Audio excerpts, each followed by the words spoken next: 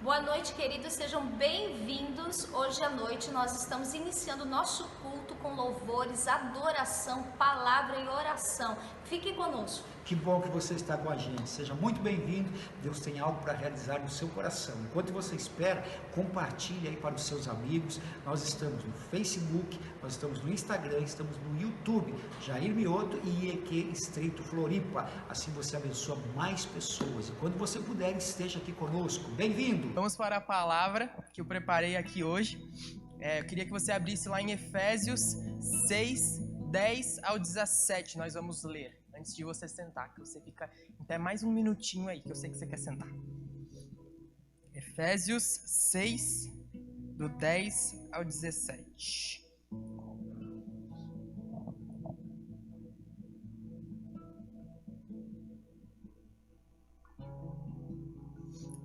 Vamos ler.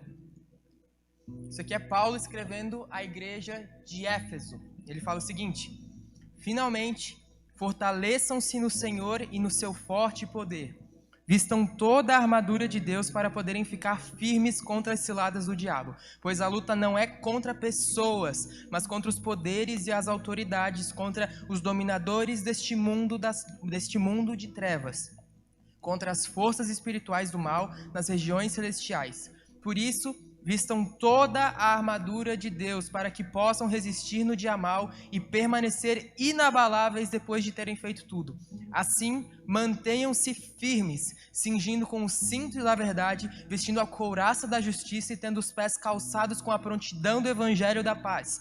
Além disso, usem o escudo da fé, com o qual vocês poderão apagar todas as setas inflamadas do maligno. Usem o capacete da salvação e a espada do Espírito, que é a palavra de Deus. Senhor Jesus, muito obrigado por essa noite, que o Senhor possa abençoar esse culto, que o Senhor possa abençoar essa palavra, que o Senhor possa permanecer aqui conosco, Senhor, e tocar a vida de cada um que está escutando. Em nome de Jesus, amém. Você pode sentar, que eu sei que você quer.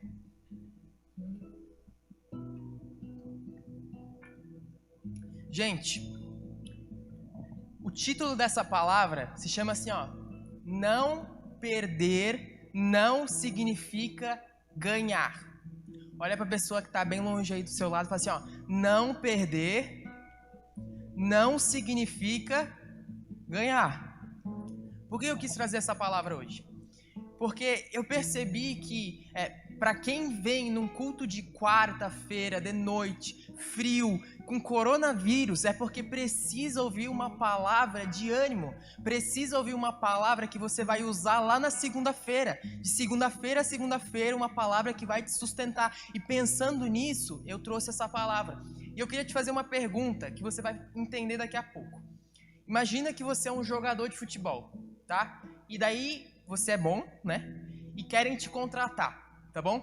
E tem 3 times que querem te contratar. Um time com a melhor defesa do campeonato, um time com o melhor ataque do campeonato e o time que está vencendo o campeonato. Qual deles você entraria? Outra pergunta.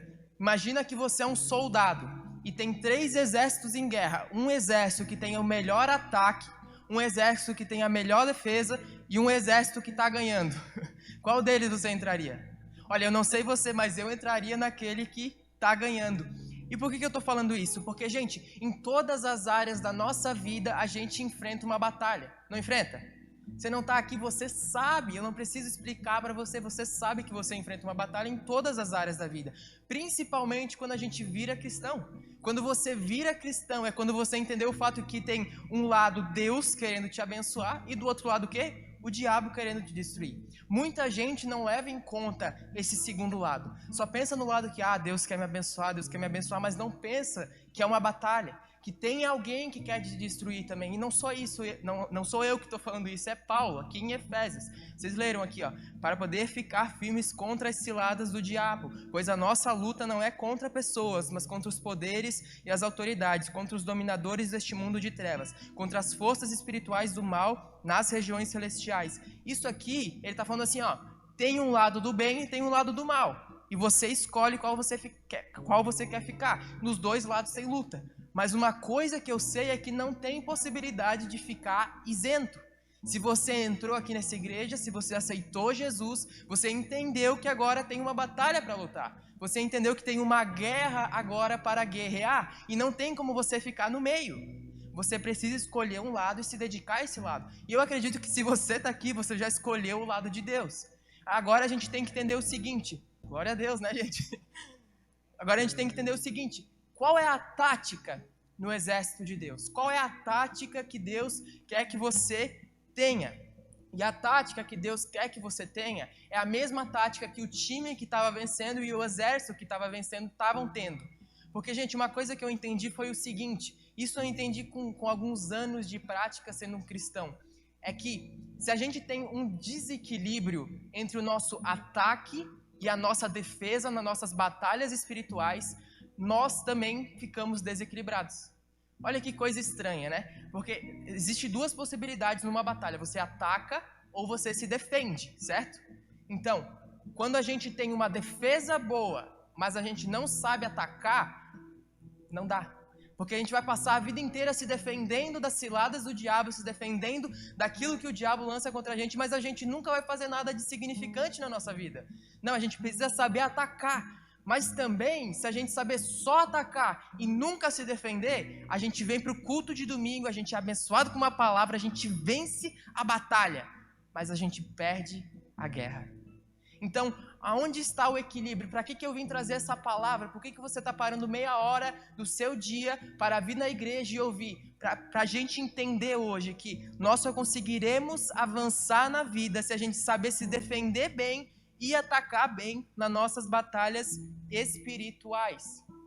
Porque, né, só fazendo um adendo, é uma batalha espiritual, porque, né, eu posso estar falando aqui, você pode estar entendendo. Então eu vou chegar no meu trabalho na segunda e eu vou bater em todo mundo, vou levar aqui uma espada do espírito. Não, é uma batalha espiritual, é uma batalha no seu coração, na sua mente. Então, qual que é a tática que a gente acabou de ler aqui, que o apóstolo Paulo escreveu em Efésios 6? E olha que coisa incrível, né? Eu estava dando uma estudada sobre Efésios e eu ouvi falar que enquanto Paulo ele escrevia a Efésios na condição de preso, ele estava preso enquanto ele escrevia isso, então ele estava com uma mão preso e com a outra escrevendo. E daí pensa que ele vivia nas épocas de Roma, né? Então ele olha para um soldado romano, ele olha para a vestimenta dele e a partir disso ele constrói esse texto que é muito famoso. E a gente veio hoje para estudar sobre esse texto. A gente veio para entender qual que é a tática que a gente faz para ter equilíbrio, tanto nos nossos ataques e nas nossas defesas. Então, a gente vai sair daqui, se Deus quiser, com uma mudança de mentalidade. Porque se você tem uma mentalidade de só se defender, sabe como é que você pensa? Você pensa assim, olha, meu casamento está ruim e ele não pode ser ruim. Não, eu vou lutar para o meu casamento não ser ruim. Eu vou lutar para tirar uma nota pelo menos um pouquinho acima da média. Eu vou lutar para não ficar abaixo da média. Eu vou lutar para não desviar. Não, a minha luta é para não desviar. Gente, essa mentalidade que você pode talvez estar se identificando é uma mentalidade de uma pessoa que só se defende e nunca ataca. Não, você não pode ter essa mentalidade de que, eu não posso ser despedido do meu trabalho. Não, você tem que ter uma harmonização entre o ataque e a defesa. Não é, o meu casamento não pode estar ruim. Não, o meu casamento vai ser uma bênção. Amém ou não amém? Os casados, né? Não, eu não vou ser despedido. Não, eu vou ganhar uma promoção. Eu não vou tirar nota abaixo da média. Não, eu vou tirar um 10. Eu vou conseguir, eu vou vencer. Então a gente tem que ter essa mentalidade equilibrada. Essa mentalidade que se defende, mas também que ataca. Porque senão também a gente vai ser inconstante, porque quem só ataca e não defende é inconstante. Porque vence num dia e no outro já está ruim. Ataca no domingo de noite, você pode ver que ele está com a maior espada do Espírito aqui na igreja e está batalhando, e chega na segunda-feira de manhã, já era. Tudo aquilo foi. Então, gente, para a gente conseguir ser uma cópia de Jesus, para a gente conseguir se parecer mais com Jesus, a gente tem que ter um equilíbrio entre o nosso ataque e a nossa defesa. E é para isso que a gente veio hoje. Tendo isso em mente, então, o apóstolo Paulo ele escreveu 6 itens de uma armadura, que ele fala que é a armadura de Deus. Ele fala assim, vistam toda a armadura de Deus. E ele cita 6 itens e a gente vai falar sobre eles essa noite. Então, se você quiser anotar aí, pegar o seu celular para anotar, um caderninho.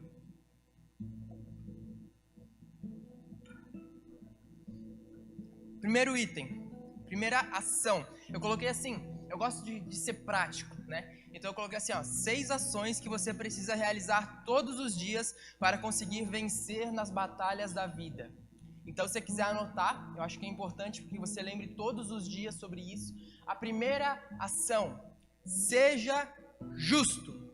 Seja justo. Uma das primeiras coisas que Paulo fala ali, ele fala da couraça da justiça. Por que ele fala da couraça da justiça? Porque a couraça que fica aqui nessa região e aqui atrás protege o seu coração, os seus órgãos vitais e as suas costas. Você consegue proteger as suas emoções, a sua vida e os seus pontos cegos quando você exerce justiça no seu coração. O que é justiça?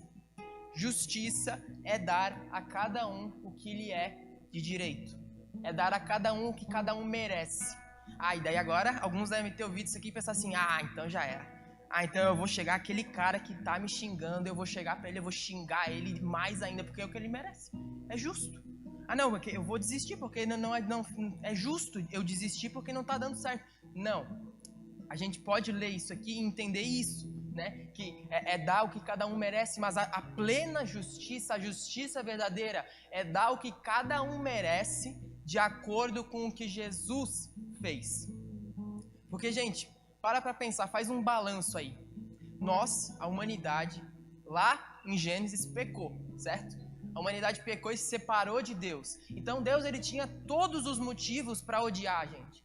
Você tem que entender isso. Deus, ele tinha todos os motivos para te odiar, porque, olha bem, Jesus, né, Deus lá na criação, faz a terra e a terra louva ele, faz os mares e os mares louvam ele, faz os animais, e daí chega no homem e o homem troca Deus por outra coisa. E daí, de repente, muitos anos depois, vem o Deus encarnado e desce aqui. E aqueles que ele poderia pegar e julgar, ele escolhe amar. A partir disso eu entendo uma coisa, não existe nada mais justo para o ser humano do que amar.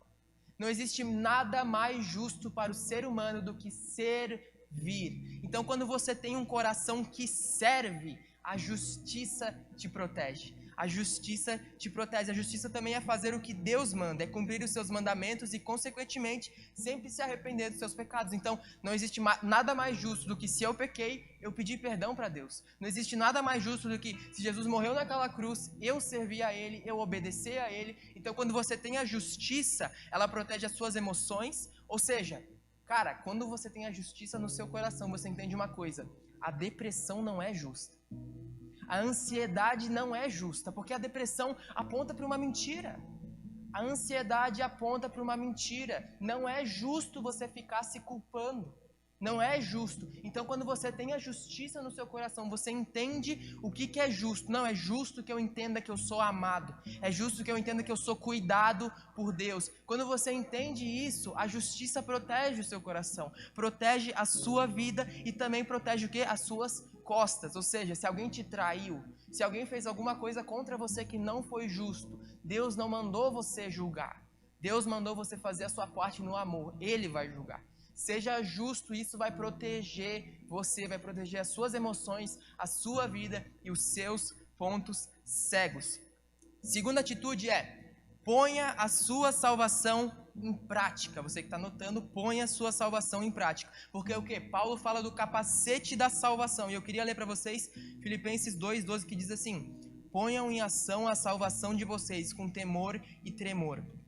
Quando você lê isso aqui, você pode dizer assim: Lucas, eu sou salvo. Então eu já estou seguro. Aqui a área de cima eu já estou seguro. E eu faço uma pergunta para você. Será que você está tendo pensamentos de uma pessoa salva? Porque para pensar, o que o capacete protege? Ele protege a cabeça. Ou seja, ele protege os pensamentos, os nossos olhos, o que a gente vê, a nossa boca, o que a gente fala, e os nossos ouvidos, o que a gente escuta. Você tem que entender uma coisa: você não precisa ser santo para ser salvo, mas uma vez que você é salvo, você expressa a santidade. Então eu pergunto para você, os seus pensamentos são os pensamentos de Deus? Será que o que você fala é uma coisa que Jesus falaria? Será que se eu sentar ali com os seus olhos, só conversar com os teus olhos e falar assim, como é que tá os olhos de fulano, de fulana? Ele está sendo salvo nessa área? põe a sua salvação em prática. É isso que Paulo fala. Põe em ação a salvação de vocês com temor e com tremor. Proteja a sua cabeça. Então, o que a gente faz com isso? Com nossos olhos, com os nossos ouvidos, com a nossa boca? Eu anotei aqui, tem um versículo para tudo isso. Olha que coisa incrível. Para os pensamentos, Paulo fala o seguinte em Filipenses 4:8.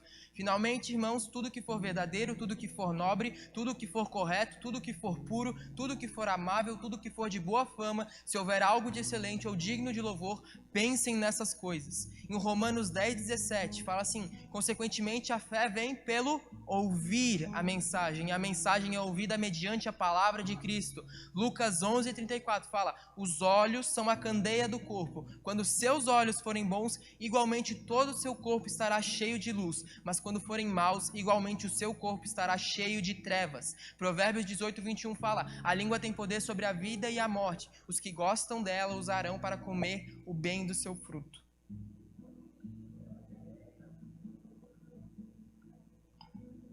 Gente, então, olha que importante a gente entender isso. O capacete da salvação é a gente colocar em prática a nossa salvação. É eu mostrar para os meus pensamentos que eu tenho dono. É mostrar para os meus ouvidos, para a minha boca, para os meus olhos que eu tenho um dono e o meu dono é Jesus Cristo. Então a gente tem que entender isso, porque se a gente não conseguir proteger a nossa cabeça, olha a área vital que é a cabeça. Porque nas batalhas espirituais, assim como nas batalhas, físicas, presenciais, o que eles miram? Na cabeça, porque se você acerta a cabeça também já era, cara. Então você tem que se vestir do capacete da salvação. Terceira ação, escreve aí. Pregue o evangelho. E aqui eu estou falando das sandálias da prontidão do evangelho da paz, ou como eu gostei de chamar, as sandálias do ID. Então, gente, olha que legal, vou ler aqui para vocês Isaías 52:7. Como são belos nos montes os pés daqueles que anunciam boas novas, que proclamam a paz, que trazem boas notícias, que proclamam a salvação e que dizem a Sião: o seu Deus reina. Gente, olha que coisa interessante, eu fiquei intrigado com isso aqui. Uma das peças da armadura é a sandália. Para que serve a sandália? A sandália, ela te protege. Mas te protege do quê? Te protege do chão. Te protege do que pode estar ali no chão, que pode te machucar. E sem sandália, você machuca o seu pé. E se você machuca o seu pé, você não pode avançar. E ele está falando o quê? Essas sandálias são as sandálias da disposição de pregar o evangelho, a disposição em conjunto com a ação de levar Jesus para as pessoas. Então, se você proteger os seus pés de se machucarem, você faz isso pregando a palavra. Olha que legal, se você machuca os seus pés, você não consegue avançar. Você não consegue ir para o próximo nível da sua vida, você não consegue sair do lugar. Então, talvez se você se encontra nessa situação, talvez seja por causa que você está fazendo tudo, mas você não tem a sandália, você não está pregando para ninguém. Olha que incrível, gente, é apenas no cristianismo que a gente tem essas coisas. Pregar o evangelho abençoa a pessoa, mas também me protege. Então a gente tem que sair daqui nessa noite entendendo que eu tenho que me proteger também levando Jesus para as pessoas. Porque se eu não levo Jesus para as pessoas, é como se eu tirasse as sandálias. E assim o chão me machuca. Então as sandálias do evangelho, elas te protegem, elas te guiam. Quando você prega para alguém, você está protegendo a sua caminhada. Quarta ação. Seja sustentado pela verdade. E esse aqui é o cinto da verdade. Olha que interessante. Esse daqui eu penei um pouquinho para entender. O cinto, para quem não sabe, lá na armadura do general romano, do soldado romano, o cinto ele exerce uma função de proteção, mas a principal função do cinto, sabe qual é? É sustentar a armadura inteira. Se você não tiver o cinto, a sua armadura ela não consegue ficar sustentada, ela cai, ela fica desajustada. E o que Paulo fala? Ele fala que é o cinto da verdade. Então seja sustentado pela verdade. E daí eu quero ler para vocês João 17:17, que Jesus está orando pelos seus discípulos. Ele fala o seguinte: santifica-os na verdade. A tua palavra é a verdade. Amém, gente? Dá um amém aí, pelo amor de Deus. Em João 14:6 diz o seguinte: respondeu Jesus: eu sou o caminho, eu sou a verdade, eu sou a vida. Ninguém vem ao Pai a não ser por mim. Gente, a gente precisa ter a justiça, a gente precisa ter a salvação, a gente precisa pregar o evangelho, mas se a gente tiver tudo isso e não tiver o cinto da verdade, não funciona. Ou seja, se a gente for justo, se a gente for salvo, se a gente pregar o evangelho, mas a gente não tiver a palavra de Deus conosco, se a gente não tiver Jesus conosco, não é estruturado, não dura. A gente precisa ter tudo, a gente precisa ser justo, a gente precisa ser salvo, a gente precisa pregar o evangelho, mas tudo isso é sustentado pela palavra de Deus, e a palavra de Deus é Jesus Cristo.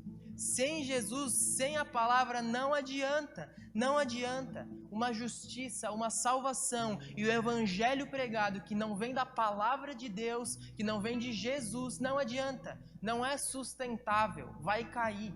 Não adianta, gente. Então a gente precisa entender isso, que tudo é muito importante, mas tudo é sustentado pela palavra de Deus, pela Bíblia. E a partir disso você consegue identificar umas coisas. Olha bem, se você está passando muita dificuldade numa área, talvez seja porque você não abre a sua Bíblia há mais de um mês.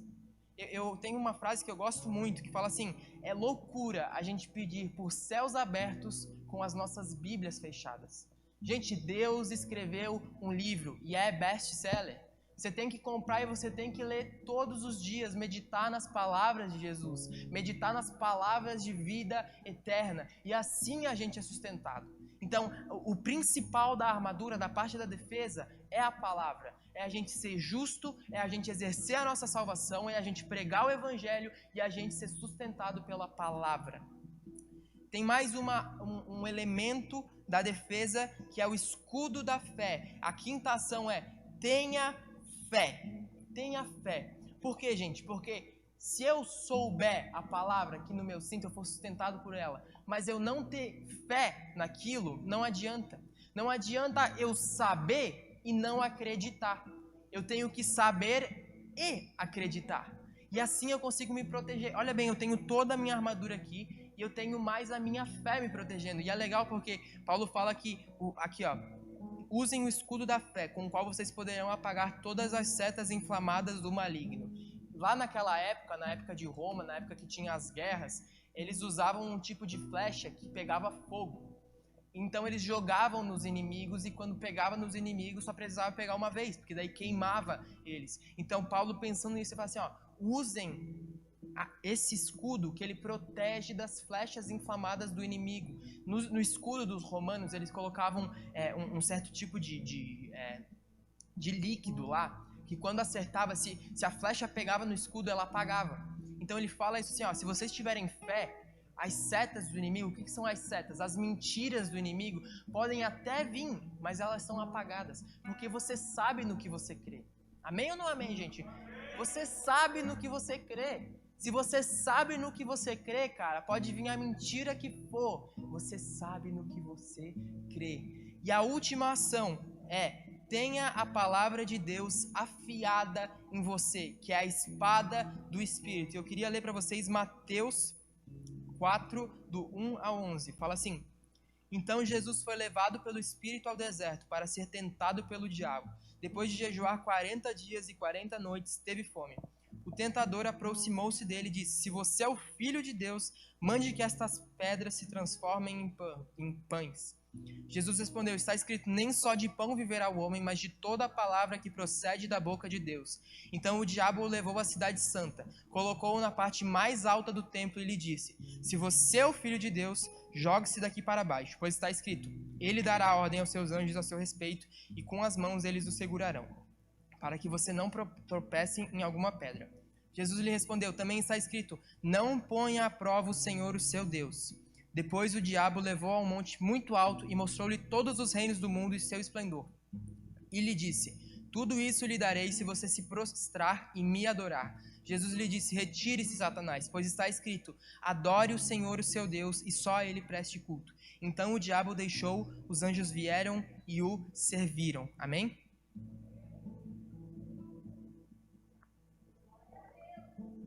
Agora sim, agora eu gostei. Gente, queria chamar a atenção para uma coisa. Olha o que está escrito bem no comecinho. Então Jesus foi levado pelo Espírito Santo ao deserto para ser tentado pelo diabo. Gente, Jesus não foi levado pelo diabo. para ser tentado pelo diabo. Jesus foi levado pelo Espírito para ser tentado pelo diabo. Por que ele fez isso? Eu acredito que Jesus fez isso só para demonstrar como é que um verdadeiro filho de Deus reage quando o diabo vem incomodar. E a gente tem que extrair o máximo de informação possível a partir daqui. Cara, olha que incrível. O que Jesus faz quando ele é tentado? O diabo, ele tenta ele com várias coisas e Jesus sempre responde como? Com a palavra de Deus. É a espada do Espírito, que é a palavra de Deus. Revide como Jesus com a palavra de Deus em mente. O diabo, ele ataca com as mentiras. Mas se você sabe a verdade, você consegue rebater. Olha que engraçado, ó. O diabo tentou plantar dúvidas no coração de Jesus nas áreas da identidade, né? Ele fala assim, ó, se você é o filho de Deus, se você é realmente o filho de Deus, faz isso aqui. Ele tentou Jesus nas áreas da identidade, da necessidade. Ele fala assim, ó, pede que os anjos vão te trazer pão aqui. Da identidade, da necessidade, da capacidade. Ele fala assim, ó, se você é o filho de Deus, faz isso aqui. E do orgulho, ele fala assim, ó, se você se prostrar e me adorar, eu vou te dar tudo. Mas Jesus já sabia quem ele era. Ele já sabia do que ele realmente precisava. Ele já sabia do que ele era capaz de fazer e qual que era a herança dele. Gente, se a gente saber quem nós somos, o que nós podemos fazer, qual que é a nossa herança e o que a gente precisa, o diabo não vai vencer mais. Por isso que a gente tem que meditar todos os dias na palavra de Deus. A gente precisa saber qual que é a verdade de Deus acerca das coisas. Qual que é a opinião de Deus. A palavra de Deus é a verdade e a verdade absoluta. Então, quando a gente sabe a verdade absoluta, as mentiras não nos abalam mais. A gente tem a espada do Espírito, que é a palavra de Deus. Por isso que você precisa estar afiado na palavra de Deus. E olha que engraçado, a palavra de Deus é o principal elemento do ataque e também do que a gente falou? Da sustentação. A palavra de Deus está no centro do seu ataque e está no centro da sua defesa. Olha o tamanho da área. Daí quando a gente cair, a gente não pode falar, não, eu não tenho culpa, eu fiz a minha parte. Não, a gente precisa meditar todos os dias na palavra de Deus. A gente precisa saber o que Jesus acha sobre as coisas. Porque se a gente entender a verdade acerca das coisas, se a gente entender a verdade acerca de nós não vamos mais cair em tentação. Nós não vamos mais cair na tentação de se cobrar muito, na tentação de se culpar.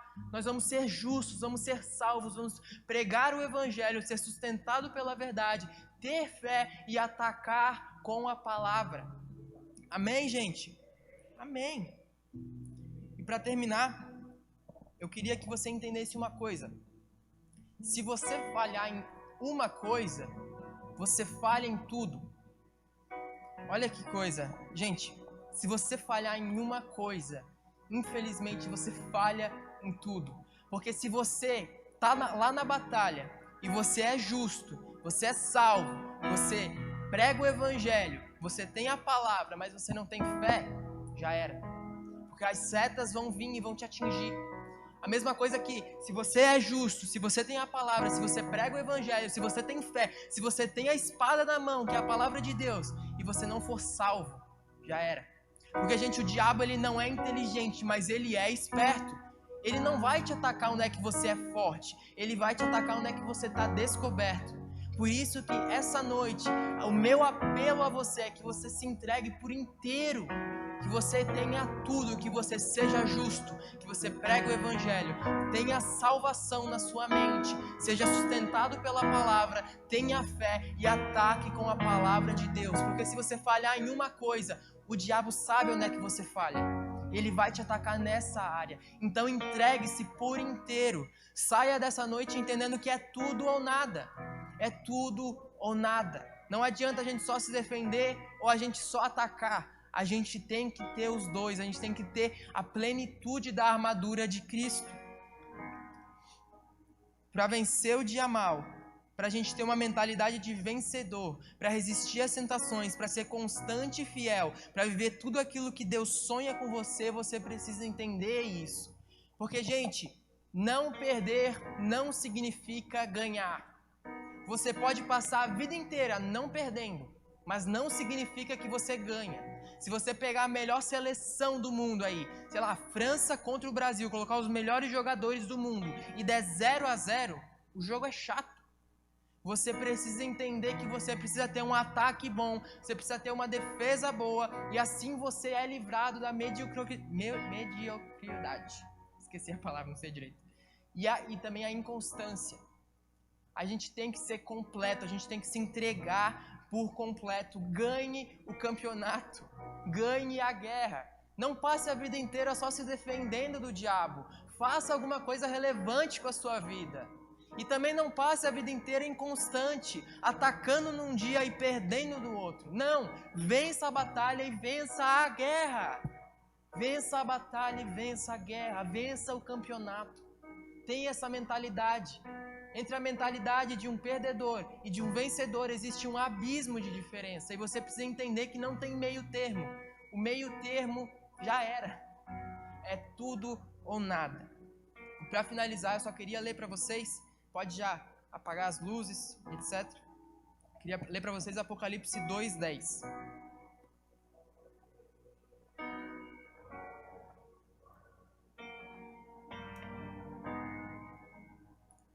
Essa parte aqui, na verdade, eu tinha feito a palavra, mas essa última parte você pode ficar em pé já. Essa última parte aqui, esse último versículo, na verdade, eu só preparei ele há 1 hora atrás. Porque eu já tinha feito tudo e isso aqui veio agora de última mão ali, 1 hora atrás, por aí.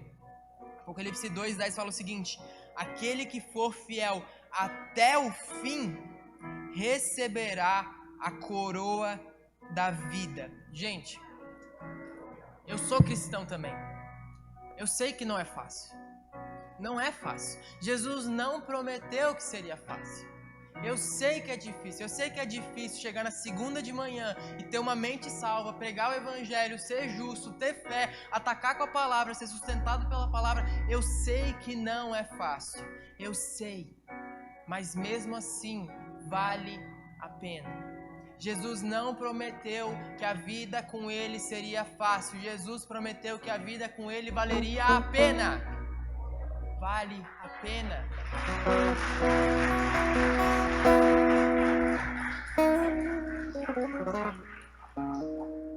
E a última coisa que eu queria falar para você é que eu não quero gastar a minha vida em troca de coroas.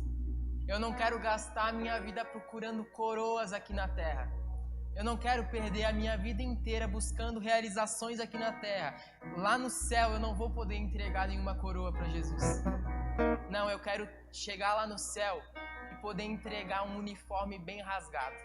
Sabe aquele uniforme bem gastado? Aquele uniforme bem sujo, de uso? É isso que eu quero entregar para ele. Eu não quero chegar com coroas do que eu poderia ter realizado aqui, não. Eu quero chegar com um uniforme bem rasgado, um uniforme bem usado, uma armadura muito bem usada, porque talvez assim eu ganhe então uma coroa. E ainda assim não será sobre a coroa, será sobre o rei. Então é isso que eu quero falar para vocês nessa noite. A minha oração é que você saia daqui hoje com isso em mente e que na quinta-feira de manhã, na sexta-feira de manhã, você possa levar isso no seu coração. Você possa ter um bom ataque e ter uma boa defesa. Não viver uma vida só não perdendo, mas sim viver uma vida ganhando. Amém? Feche seus olhos, coloque a mão no seu coração.